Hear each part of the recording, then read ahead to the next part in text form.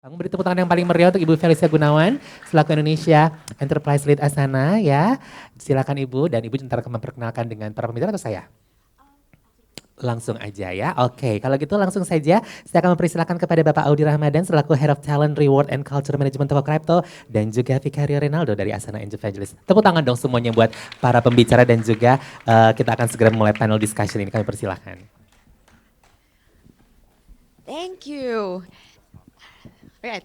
Thank you Audi, Vic. Finally ya kita ketemu di sini ya. Yes. Hello everyone. Thank you ya sudah bersempatan hari ini untuk datang pas lagi Jumat gitu ya, mau liburan. Thank you for your time. And today we will be speaking dengan Vicario, our Asana Evangelist. Ini kita udah go a long way, right? Dari dulu di Gojek, implementing Asana for the entire company. Juga ada Audi yang jadi head of talent sekarang di Toko Crypto. We also go a long way dari dulu di Gojek, right? So I would like to invite you to speak a little bit about your experience dan kenapa kita undang Vicario dan Audi pada hari ini untuk berbicara sedikit mengenai how they implement Asana and why are they sticking. Mungkin pertama dengan Vicario dulu ya. I want to ask you, why are you becoming Asana ambassador? Like why are you so invested into it? Okay, thank you Val. So mungkin let me share a bit of context gitu how I got into Asana. So previously I didn't use Asana. Sampai kayak pas tahun 2019 I got a new manager. My manager is from the US. Dan waktu itu kita manage project bareng-bareng. And ketika dia share screen-nya gue kayak, oh wow, what's that? That's so beautiful gitu karena rapi banget. So she introduced Asana to me and it was like love at the first sight. Jadi pada saat itu kayak, oh wow, because I love structure. Jadinya kayak, oh maybe I want to implement this gitu. So at that time 2019 I was using Asana for a year. Terus ternyata tahun depannya kebetulan di Gojek kita decide untuk roll out Asana buat satu company. So for me it's like, you know, like you like a tool, not just like you love a tool, terus sekarang lo dibayar untuk mengevangelize ini ke teman-teman satu kantor lo. So I took that opportunity gitu. Even there is a moment when I was kayak scheduling a meeting, terus kayak gue mulai dengan, okay, welcome to the session, hari ini gue bakal jelasin tentang Asana. Then somebody, like a chief, raise like his virtual hand karena udah COVID, and ask me kayak, Vicario, are you from Asana or from Gojek? Karena dia kira kayak gue beneran part of Asana team karena I evangelize that so much gitu. So basically kayak at that time, I was responsible to roll out Asana to thousand people, yang akhirnya once finally I quit the job, sekitar 3 bulan yang lalu, right now I'm working as a consultant, right? And one of my consulting practice adalah ngebantu company untuk menggunakan Asana, gitu. On a personal life, I also use Asana for my personal to-do list, karena as like a solopreneur juggling between multiple things, gitu. I need to keep kayak myself in a lot of things, baik kayak work commitment or personal commitment. And even the fun fact is that I'm planning my wedding and it's planned on Asana.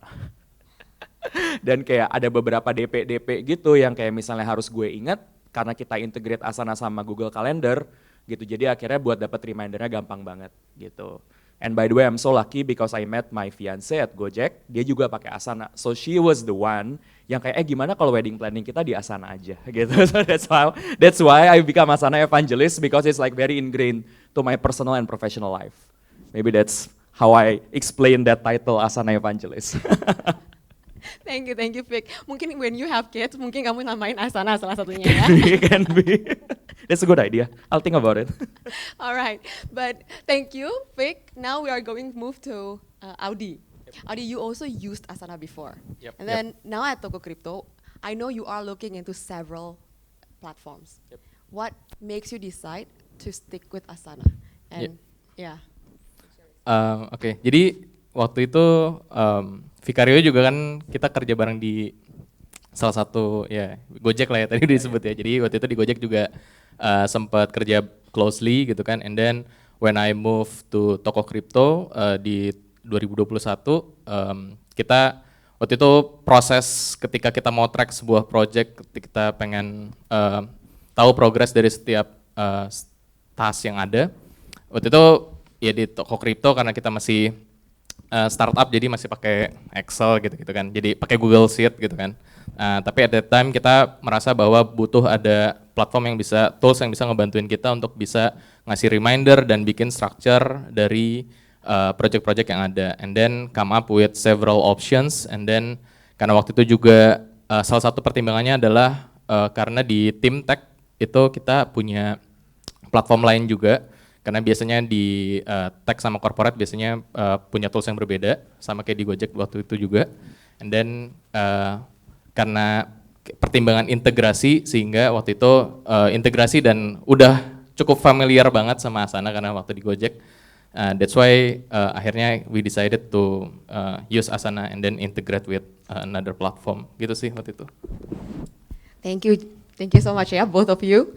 So today in this session kita akan membicarakan mengenai bagaimana menggunakan Asana untuk kalian dalam meningkatkan your cross collaboration internally, dan bagaimana kemarin kita juga sempat udah ngobrolin mengenai future of work di mana kita penuh dengan distraction, right? Bagaimana kita bisa menemukan focus and reach that state of flow ketika kita melakukan tugas dan menyelesaikan project-project kita. Jadi mungkin kita pingin belajar sedikit, mungkin mendengar sedikit, karena seems like the idea of work management, especially di Indonesia, masih belum terlalu terdengar. Jadi mungkin dari beberapa pengalaman yang kalian sudah miliki, mungkin kita bisa share kepada yang lain, how actually you implement that to increase the efficiency in your organization. So the first topic that we will be discussing adalah enabling effective cross-function collaboration. So in this day and age, udah apalagi namanya kita reaching the day of endemic. Ya, kita udah terbiasa dengan yang namanya work from home, flexible work everywhere. Nah, ini menyebabkan cross-function collaborations itu very hard sometimes, right? Now, the first question that I want to ask from Vicario and Audi adalah, what are the key challenges that you previously face or you currently face yang ngeblock this cross-function collaboration? Mungkin silahkan dari Audi dulu. Oke, thank you Vel. Jadi kebetulan banget karena project Asana ini juga salah satu jadi project yang di toko kripto waktu itu saya pertama kali join lakukan, which is to increase cross collaboration ketika toko kripto harus bukan harus tapi decide untuk kita menerapkan work from anywhere gitu kan. Nah waktu itu sebenarnya kalau yang namanya cross collaboration udah pasti yang pertama challenge-nya adalah collaboration mindset gitu kan. Jadi untuk setiap orang punya mindset yang sama bahwa kerja kolaboratif itu pasti akan bisa ngasilin ide, inisiatif atau implementasi yang akan lebih better daripada kerja sendiri gitu kan. Terus yang kedua biasanya key challenge-nya adalah dari leadership as well gitu kan. Jadi apakah leadership-nya mensupport untuk anak-anaknya untuk bisa collaborate effectively dan collaborate cross function gitu kan. Dan yang ketiga I think clarity juga itu menjadi sebuah menjadi sebuah tantangan, sebuah challenge juga. Karena pada akhirnya ketika cross collaboration everyone harus understand kan kayak si X itu ngerjain apa, si B A ngapain aja, B ngapain gitu kan. So that's I think my learning about the key challenge in. Okay, and to taking on that, like how you actually try to achieve that cross-function collaboration. So before I jump to Vicario to understand your thoughts on the challenges, maybe I can take on from you first. So we saw that challenges, but what have you done to overcome the challenges? Oke, jadi I think tadi kalau yang pertama it's about mindset gitu kan. Jadi udah pasti challenge ngadepin mindset again nggak bisa sekali dua kali tapi perlu berkali-kali approach dari top down untuk bisa nge-remind everyone untuk bisa working closely gitu kan. Terus yang kedua adalah kalau kunci saya kalau ketika di HR udah pasti leaders udah harus agree duluan gitu kan. Ketika kita pengen cross collaboration nggak boleh ada bottleneck di dalam, nggak boleh ada yang nggak setuju gitu kan. Semua harus align, semua harus setuju.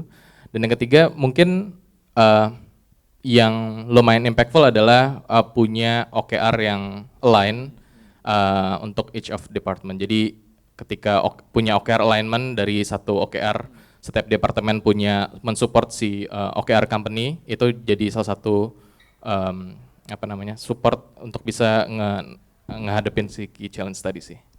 Make sense. Jadi harus ada, kayak aku udah ada lihat ada repetitif ya. Yep. Mungkin kayak bagaimana kita dapetin support dari leadership, reinforcement itu. Dan we have alignment, clarity. Baik dari OKR goal, dari company all the way kepada bawahan. Nah kalau saya sekarang boleh share gantian dengan Vicario. What is your thought on that? Key challenges and then your thoughts. Cool. Jadi tadi pretty much udah mirip sama yang apa Audi bilang gitu. But maybe let me put it slightly differently ya. Kayak what's the challenges sih untuk cross-functional collaboration? Maybe sebelum jelasin challenge-nya, a bit of context gitu. Kenapa sih cross-functional collaboration tuh sekarang lagi populer gitu. So I've been advising startups dan juga large corporations, yang dimana makin kesini ternyata cara yang lebih efektif buat memecahkan sebuah masalah bukan cuma sekedar setiap function jalan sendiri-sendiri, tapi kumpul jadi squad yang lebih kecil sehingga kita bisa men-tackle sebuah problem dengan cross-functional team. Jadi daripada misalnya ada sebuah problem statement, gimana caranya kita ningkatin jumlah customer. Kalau misalnya tim produk doang yang ngerjain, tim produk bakal mikirnya gimana kita tambahin fitur. Kalau tim marketing yang approach gimana caranya kita bisa lebih banyak campaign. Kalau misalnya tim engineering bakal mikirnya gimana caranya supaya produk kita tuh bisa kasih recommendation system yang bagus. Tapi ketika mereka dijadiin satu tim, mereka jadinya bisa punya solusi yang lebih beragam dan mereka bisa bikin urutan kira-kira kita nggak fokus di solusinya, tapi kita fokus di permasalahannya mana yang paling cocok buat nge-solve customer problem. Makanya kenapa cross-functional team tuh lagi hype banget gitu, lagi benar-benar hype dan not just the hype tapi sangat valuable karena jadi bisa bikin solusi yang beragam. Again, untuk dapetin benefit dari ini memang ada challenge-challenge-nya. First and foremost adalah punya shared goal. Karena sebelumnya ketika tim ini focusing sama function masing-masing, mereka cuma punya goal yang terpisah-pisah. Tapi sekarang ketika mereka jadi satu tim dan mereka punya sebuah goal, gimana nih caranya menyatukan mereka menjadi punya satu common goal yang di-reach bareng-bareng. Number 2 adalah to understand each other. Karena kan biasanya ketika udah kerjanya sama teman yang beda function, mungkin mereka pakai lingo yang berbeda, pace kerjanya berbeda, mindsetnya berbeda. So it's about understanding sebenarnya function di sebelah gue itu add value-nya dengan seperti apa, and how we should work together as a team, right? And number 3 is obviously communication. Terutama sekarang in the context of endemic world, it becomes even more challenging karena misalnya ada yang hybrid, ada yang full WFA, ada yang WFO gitu. And again, people have different ways of communicating, jadi akhirnya semakin sulit untuk keep in touch antara kita dengan function-function lainnya. So those are the 3 challenges gitu ya, shared goal, terus juga kayak understanding each other and have a frequent communication. So when it comes to apa aja sih yang kira-kira bisa dilakukan as an organization to start addressing this problem, gitu. I'm fortunate to see kayak some of my clients dan juga company yang gue train kayak they are trying to implement the following gitu. So it's always implementing on 3 steps, right? I think number 1 is definitely the people, the process, and also tools. Jadi starting with the people, when we talk about people, we talk about the mindset. Mulai dengan bahwa the belief that cross collaboration is extremely important. And honestly it's not that straightforward. Karena banyak orang yang lebih kayak ngapain sih kita tunggu function sebelah gitu, karena it's gonna slow us down. So it requires like a lot of support from the leaders untuk mereka juga yang mengencourage bahwa it's okay to slow down a bit, so long kita bisa dapat solution yang lebih bagus. So it starts with the mindset and the story and from the leaders yang benar-benar men-champion itu. So if the leaders do not champion, it's gonna be super hard. Because ujung-ujungnya orang kan nge-follow kayak what their leader says, right? The second component about people is about capability building. Karena butuh banyak penyesuaian dari kerja sama orang-orang yang cara mikirnya udah sama ke orang-orang yang cara berpikirnya berbeda. Makanya when needed, you can procure training gitu ya, untuk gimana caranya kerja sama cross-functional stakeholder. So that's one bucket on people. Second bucket is about process. Gitu. Tadi Audi juga udah nge-touch tentang OKR. Karena misalnya gimana caranya kita nge-set OKR proses yang nggak bikin setiap function itu optimizing for their function. Jadi daripada misalnya kita bikin OKR-nya setiap function, mungkin OKR-nya itu bisa setiap goals atau setiap project. Jadi misalnya kalau kita pengen meningkatkan transaksi, oke, kontribusi engineering gimana, kontribusi marketing gimana, kontribusinya produk kayak gimana. So it becomes like a shared goal. And the third part about tools gitu. Tools, Asana is obviously kayak one of them, but of course kayak tools itu sebenarnya lebih balik lagi terhadap disiplin dari orang-orangnya. So starts with whatever familiar for you for now, karena itulah yang akan bikin orang on the same page terlebih dahulu gitu. So that what I would recommend sih. Wah, Yeah. ini a very good insight from both of you. Yeah. Kalau aku boleh touch back, berarti ya untuk conclusion ya. Ada beberapa hal yang aku rasa sangat similar tone-nya, both from Audi dan Vicario. Pertama, kita harus start dari yang namanya kolaborasi, itu membutuhkan a good communication. And to have that good communication, you need to have the same like-minded punya mindset. Ya.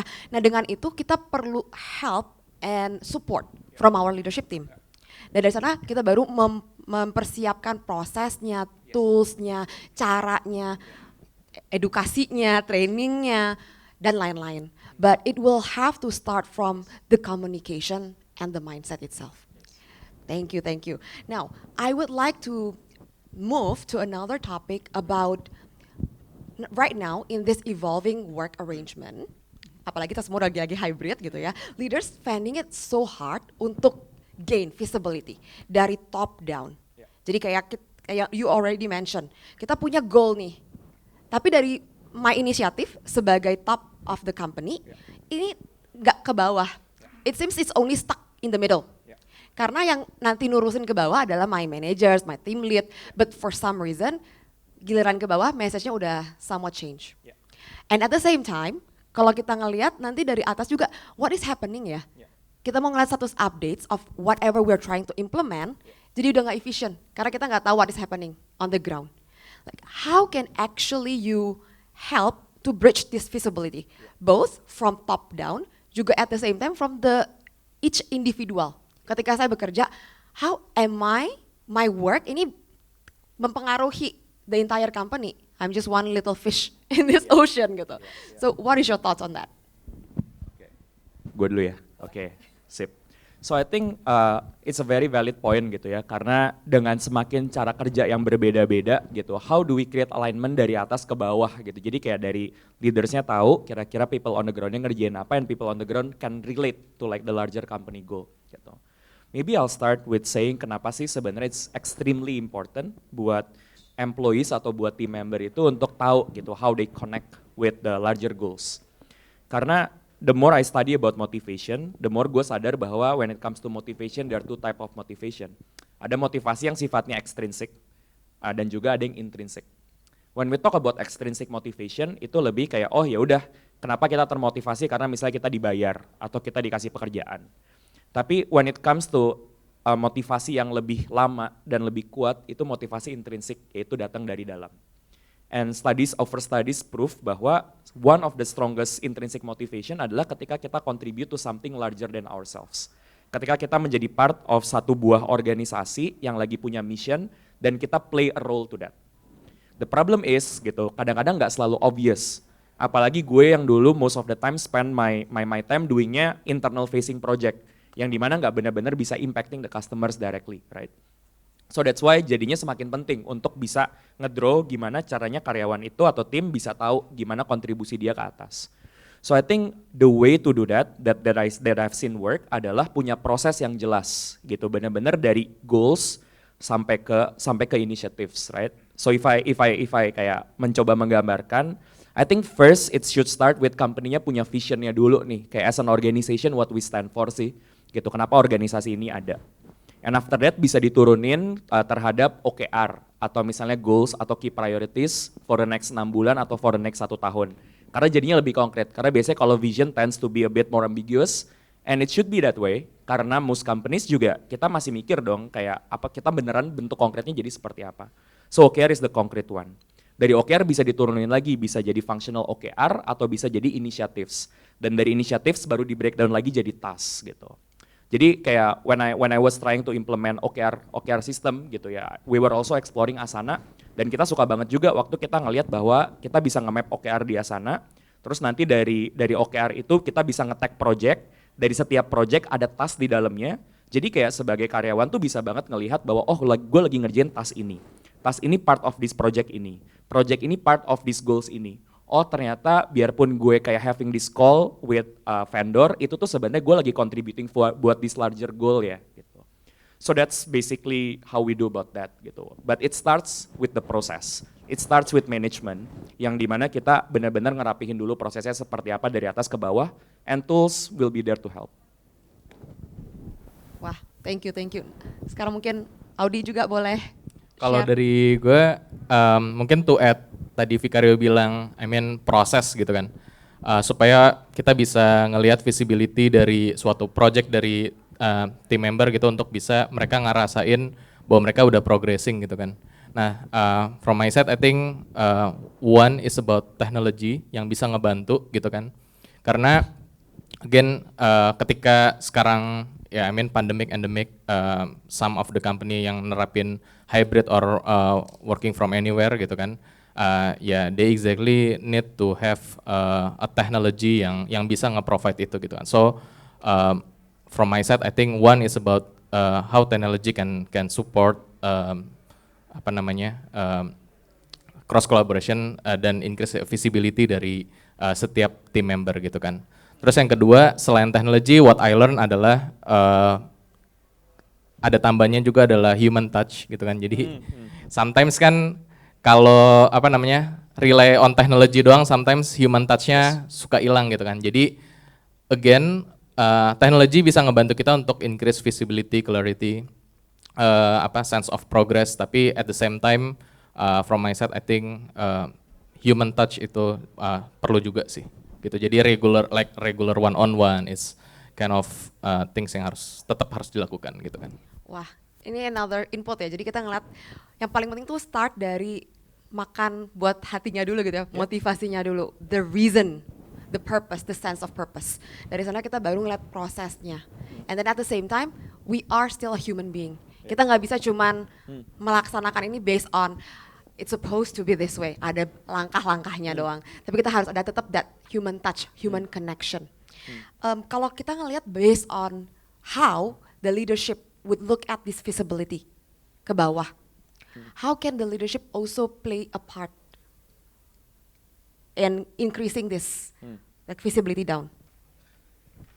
I think kalau di again my learning itu kan karena di toko kripto kemarin kita juga baru implement juga gitu kan.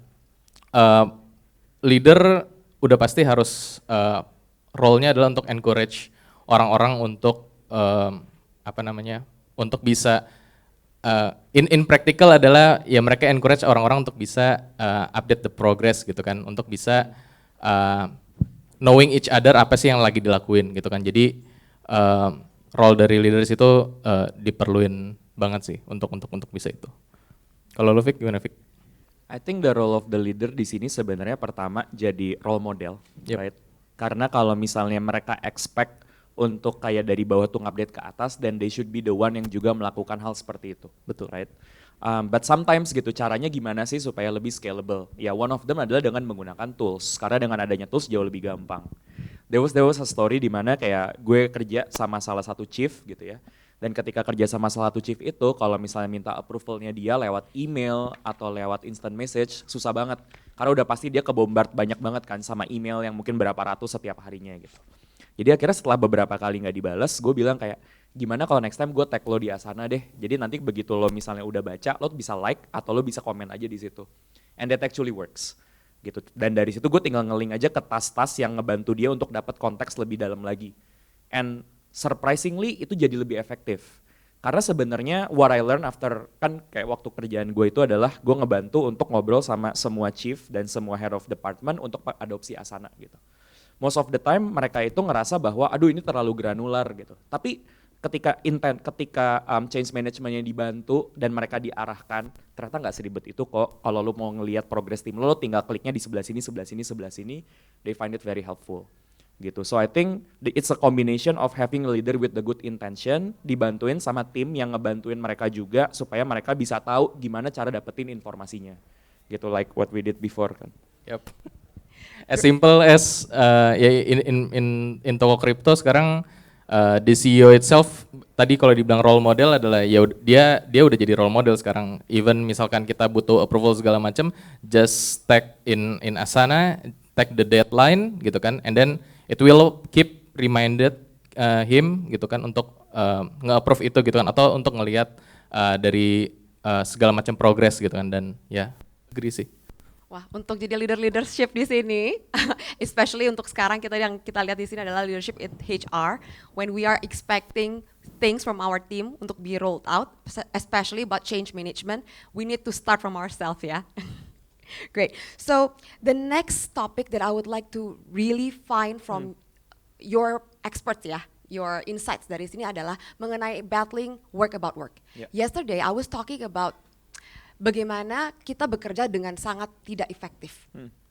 Kita spend most of our time, in fact, untuk melakukan just busy work, admin. Nggak benar-benar melakukan why we are hired to do, yang strategic, yang bantu kita untuk get promoted gitu, dan bantu untuk bisnis perusahaan get better. Nah, waktu kita berbicara mengenai increasing our productivity, not only just for ourselves atau our team, but the entire company. Yeah. What is your strategy untuk implement this? Mungkin boleh start, siapa dulu nih? Abdi? Fik. Atau Fik? Oh gue? Ya, Oke. boleh dulu aja dulu. Oke. Jadi apa tadi kan ya banyak pekerjaan yang pada akhirnya harus do admin work gitu kan, replying email, unnecessary meeting. I think one of the key points yang gue mau highlight adalah untuk bisa kasih yang pertama adalah kasih trust ke employee untuk mereka bisa decide. Like for example, I mean salah satunya misalkan kayak unnecessary meeting gitu kan. Sometimes in some of the companies kayak dikit-dikit meeting, dikit-dikit status update, dikit-dikit progress update gitu kan. Kayak ada yang daily progress update gitu-gitu kan. Nah, what I believe adalah kita harus kasih trust ke employee bahwa mereka mereka memang do their work gitu kan. Tapi at the same time itu tadi untuk misalkan kita ada meeting-meeting nggak perlu didatengin gitu kan. As simple as kalau mau tahu meeting, tujuan dari meeting misalkan for example untuk kita update progress gitu kan. Daripada kita ngabisin waktu di meeting ya kita update project kita aja gitu kan, using the tools yang kita pakai gitu kan. Jadi untuk bisa lebih efektif bekerjanya gitu sih. Kalau Levik? Completely agree. Dan mungkin yang Audi bilang kedengarannya kayak simple banget gitu ya. Tapi unnecessary meeting is real. Zoom fatigue is real, terutama kemarin gitu. Karena dikit-dikit meeting, padahal mungkin nggak perlu di-meetingin gitu. So I think kalau pengen benar-benar kayak banyak banget cara untuk minimize work about work. Tapi menurut gue yang benar-benar paling gampang itu adalah benar-benar question. Ketika mau ada koordinasi, apakah meeting adalah jawabannya? Gitu. Terutama waktu itu kayak gue baca sebuah study yang menarik banget. Basically kayak ada study yang bilang bahwa orang-orang yang keseringan meeting lebih dari 20 orang lebih gampang burn out. Terus kayak ketika gue baca itu kayak oke, gimana caranya gue mengurangi gitu. Karena misalnya ketika kita di meeting yang isinya 20 orang lebih, rasanya susah banget kan buat kita itu bisa fokus dan bisa contribute gitu. Karena di meeting itu paling kita dengerin doang, belum lagi mungkin kita double screen sambil ngerjain yang lain gitu kan. So I think minimizing meeting would be key, dan the thing adalah oke, meeting kan cuma adalah cara gitu.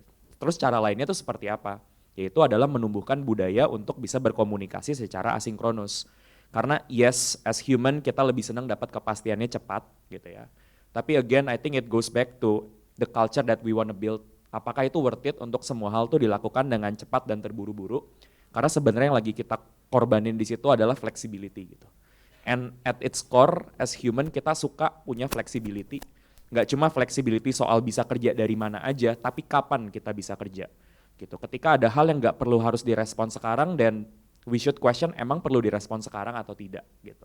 Karena bisa jadi ketika kita merespon dengan situasi kepala kita yang lebih clear, respon kita akan bisa lebih mindful.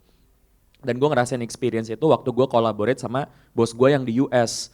Karena kan time zone kita beda banget, jadinya mau nggak mau ketika kita komunikasi itu mostly asinkronus gitu. And the tips for asynchronous communication balik lagi ke adalah disiplin. Tapi disiplinnya bukan karena kita harus ngikutin bos kita gitu. Tapi karena dari disiplin itulah kita bisa dapat freedom. Freedom yang responsible, karena dengan kita disiplin sering status update, kita nggak gampang buat schedule meeting, ketika kita mau meeting agendanya jelas. I know it sounds like a lot of work, tapi dengan kita ngelakuin itu, kita jadi bisa reclaim kebebasan-kebebasan kita di bagian yang lain. Gitu. So I would highly encourage us to be very mindful on how we spend our time. Jadi kita benar-benar ketika kerja tuh spendnya untuk sibuk boleh, tapi sibuknya tuh sibuk yang puguh atau yang jelas. Wah, setuju banget tuh. Actually di Asana, kita tuh terus-terusan championing about you need to take control of your own work. So, kita malahan mengencourage ya, untuk tim, you can reject the meeting, man. Especially untuk di Indonesia, kita malah merasanya nggak enak ya. Apalagi kalau bos yang ngajakin meeting, harus nih kayaknya. Just accept, abis itu terus kita multifunction. Kata kita ngomongnya, ya deh ya, bisa lah gitu. Yang ada malahan itu kita jadi distracted banget dan kita ngabisin waktu that period yang harusnya kita bisa buat ngapain, coba buat attend meeting. Di Asana kita decided you actually can reject anybody's meeting, including your boss. And at the same time kamu bisa block your calendar. We actually, when I first moved, kaget sih sebenarnya. Kalenderku tuh semua terbuka. Jadi everybody within Asana sampai yang di US, mereka bisa ngecek my calendar. Sampai mau pergi ke dokter gitu ya, atau pergi ke sekolahnya anak, itu bisa kelihatan. But at the same time, it is becoming jadi lebih karena culture ya. Mereka lebih aware, mau minta meeting tuh, oke, gue meeting gara-gara gini nggak penting. Yaudah deh, nggak apa-apa, gue bisa cancel. Kita bisa bekerja masing-masing asynchronous. So that is very important untuk reduce redundancy of work yang bikin jadi nggak produktif. Dan itu ya start dari leadersnya juga. One of my example juga di my company, kita lagi ada sebuah meeting, salah satu leadersnya bilang misalkan kita ada 5 orang, ada 7 orang misalkan, tapi 1 orang misalkan diem aja gitu kan. Yang lainnya bisa ngupdate atau bisa ngasih jawaban atau ngasih pertanyaan gitu kan. Ketika ada orang diem, dia bisa bilang bahwa kalau misalkan meeting ini memang seharusnya lo nggak datang, ya lo berhak kok untuk tidak datang meeting ini. And that's again kalau mau nerapin yang culture yang kayak gini, leader harus jadi role model gitu kan. And at the same time juga menurut gue, I think it's very important ya karena leadersnya set the tone. Tapi as employees or as team members, kita juga bisa kok say no. Of course nggak langsung kayak nggak bisa, sibuk, nggak guna meetingnya. Not that way gitu. We can always say that in a nice way. Misalnya dengan bilang kayak, thank you banget udah di-invite, boleh tahu nggak kira-kira agendanya apa gitu. Dan after knowing the agenda, then we can tell, kalau agendanya kayak gitu, kayaknya gue nggak bisa terlalu banyak contribute deh. How about this, nanti kalau misalnya udah selesai meeting, just send me the MOM, dan kalau emang ada action item yang perlu gue kerjain, I'll do that gitu. Tapi kayaknya buat meeting ini gue kayak nggak join dulu deh, karena lagi ada beberapa priority yang lagi kita work on gitu. So we can always have that communication, kita nggak perlu jadi orang yang menyebalkan gitu. Tapi nanti kita bisa kok untuk reclaim that kalau kita menjadi lebih proaktif. Karena mungkin di sini juga belum tentu semua punya leader yang sesuportif dari di company-nya Audi gitu. We can slowly but sure pelan-pelan mencoba gitu. Awalnya juga nggak comfortable, it wasn't comfortable for me, tapi ternyata setelah gue ngomong dan ternyata banyak yang mengikuti juga, terus kayak ya udah it actually works gitu. I win. Jadi dengan berani untuk ngomong dengan baik-baik. Great, karena saya pengen save our time for Q&A. Ini lumayan seru gitu pembicaraannya. Hopefully we can still have some time for Q&A. Can I just get your last thoughts on the best practice? Ada nggak sih your last thoughts on, mungkin ini caranya kita bisa start duluan. To have a better collaborations cross function untuk work more effectively. I think for me it should start with empathy. Karena I've been delivering training tentang cross functional collaboration berkali-kali. Dan setiap kali gue bawain materi tentang empati, kayak they realize bahwa ternyata selama ini they don't empathize enough. Maksudnya gimana? Konkretnya apa sih empati gitu? Sering gak sih kita misalnya kerja sama departemen lain, terus departemen lain ngasih kita deadline, terus kita bilang, kok lama banget sih, bisa lebih cepat nggak? Kayak, kok gitu sih, ini kan simple doang ya gitu. We tend to oversimplify kerjaan orang and we refuse untuk mencoba memahami dulu kerjaan mereka tuh seperti apa dan kita malah maksain timeline kita gitu. So I think like the very practical step untuk memulai bisa kerja sama efektif sama cross-functional stakeholder adalah dengan kita paham dulu nih kesulitan atau kesusahan dari function sebelah. Yes, we need to deliver result, but at the same time, result kalau kita terlalu result oriented ini nggak membantu kita dalam long term gitu. Jadi whenever let's say kita mau collaborate sama departemen sebelah, we can ask bahwa hey, kayak kita butuh bantuan lo nih untuk bikin konsep campaign yang baru gitu. Kira-kira kalau misalnya get back-nya in 1 week bisa nggak ya gitu. Terus kalau misalnya nanti mereka bilang, aduh kita nggak bisa banget nih karena kita butuh waktu lama. Instead of saying bahwa kenapa sih kok lama banget gitu. We can say bahwa oh I see, boleh tahu nggak kira-kira apa yang bikin lo keblok sehingga waktunya tuh nggak secepat itu gitu. Maybe there is something that we can discuss together. Let me set up a meeting ya, karena mungkin ada hal-hal yang bisa kita kerjain bareng-bareng. So it start with small empathy like that. You will go far in cross-functional collaboration karena orang ngerasa dimengerti. Because throughout my time I work with so many stakeholder yang beda function. One of the yang paling beda adalah dengan software engineer. I didn't code, gue nggak ngerti cara mereka kerja apa. Tapi the moment I show genuine curiosity terhadap pekerjaan mereka, mereka tuh justru malah jadi lebih terbuka dan akhirnya dari situ lebih cair dan kita bisa collab dengan lebih baik. So start with empathy, start with understanding other people, start seeing relationship as part of work.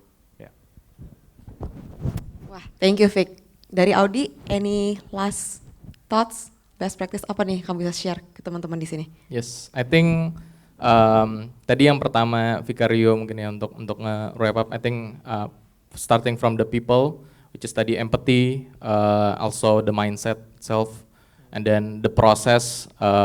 Setiap orang harus punya shared OKR yang clear gitu kan, and then the third one I think the tools, right? So untuk bisa mempermudah proses yang udah kita buat tadi. So I think that's the three. Great, thank you so much. Now I want to check with the EO. Do we still have some times for Q&A? Okay, so is there anybody that wants to throw any questions? Ada yang mau bertanya nggak nih ke speaker-speaker keren kita ini?